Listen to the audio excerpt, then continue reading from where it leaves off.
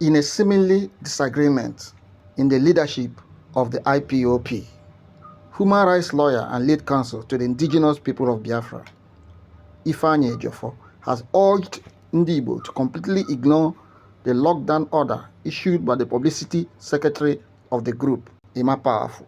Powerful had issued a statement saying that the entire Southeast would be locked down on Monday, February 2nd, 2026, in solidarity with traders in Onitsha Main Market, whose shops were closed by Anambra State Governor, Professor Chukwuma Soludo, for their continuous observance of sit-at-home order. Soludo had insisted that the market must open every Monday and that traders must always be in their shops. But what seems to be a disagreement within the leadership of IPOB, the counsel of the group, Ejiofor, in a statement he made available to journalists, urged everyone to discountenance the order. He said IPOB had long denounced all sit-at-home orders and has no connection whatsoever with the purported directive. He said, "Let it be stated clearly, unequivocally, and without ambiguity. This directive is fake, a phantom, a calculated falsehood. It is no longer sufficient to merely advise our people to ignore publications from this source, Emma Powerful. The time has come for clarity and firmness.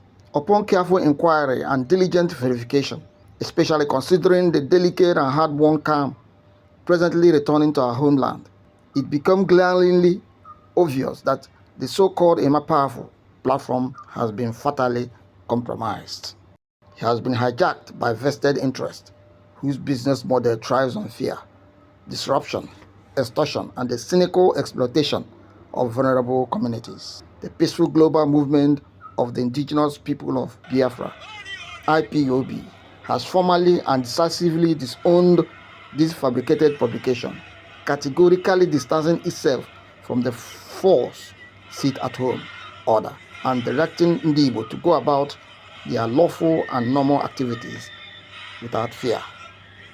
Going forward, the message from IPOB is unmistakably: any publication attributed to Emma Powerful should be treated with extreme suspicion, if not outright contempt. Frankly, one cannot but express astonishment, bordering on disbelief, that at such a critical juncture, when relative peace is cautiously resurfacing in Ali Igbo, anyone would recklessly circulate information capable of reopening wounds and inviting criminal infiltration. History has taught us at unbearable cost what happens when fake directives fall into the hands of violent opportunists masquerading as enforcers. The platform known as Emma Powerful, in its current corrupted state, has positioned itself as an adversary to Ali Igbo's peace, progress, and collective well-being, Ejiofor stated. Meanwhile, while speaking at the January Human Rights Dashboard presentation, the Executive Secretary of National Human Rights Commission, Dr. Tony Ojukwu, said whatever lawful thing that should be done to stop the sit-at-home order in the Southeast must be done. The situation in Anambra is, for me, is quite welcoming. The sit-at-home issue needs to come to an end. It needs to come to an end because that singular act is destroying the entire Southeast. Gradually, people are not going to school. People are not pursuing their business. The one thing that people of the Southeast are known in this country is their business.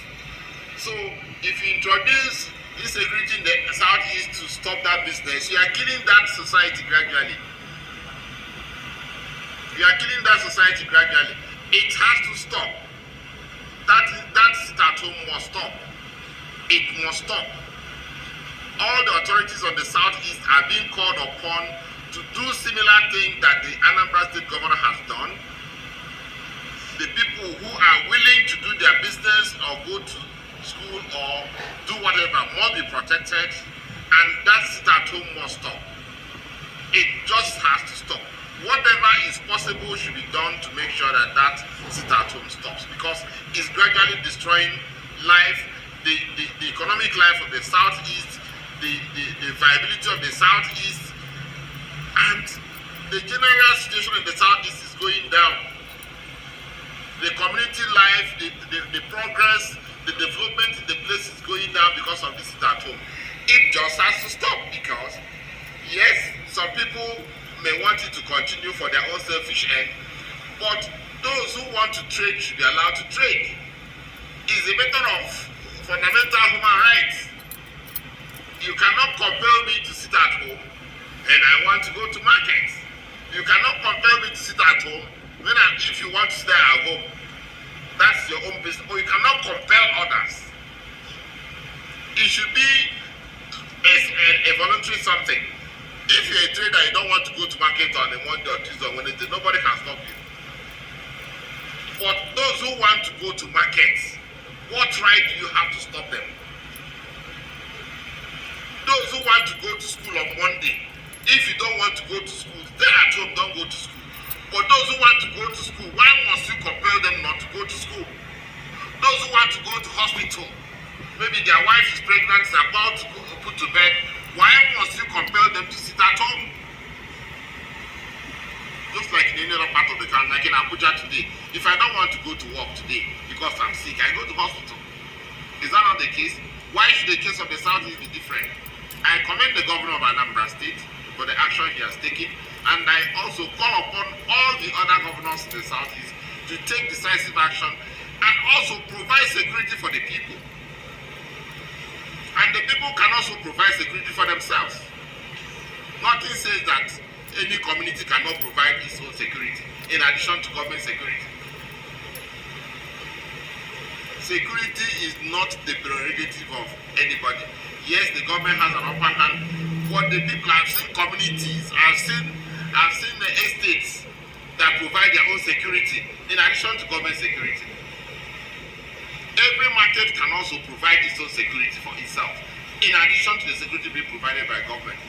Any community can also provide its own security, in addition to security. In my own village, we used to have our security, like maybe you cannot come back later than 10 o'clock in the night. You cannot do certain things, certain area before you go, there's a checkpoint, you have to identify yourself, and so on and so forth. When we were in the secondary school, you cannot go out anyhow you like and come back. But some of those things have disappeared. So the point I'm making is, people must have freedom of association and freedom of movement, freedom to pursue their livelihoods. But this sit-at-home thing, whatever lawful should be done to make sure it comes to an end.